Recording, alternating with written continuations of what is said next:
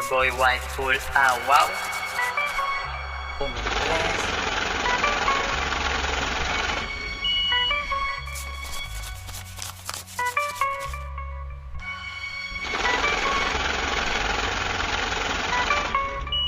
Sinusulit ang buhay bago umindod ng 30. Benta araw-araw sa na muna ang siesta.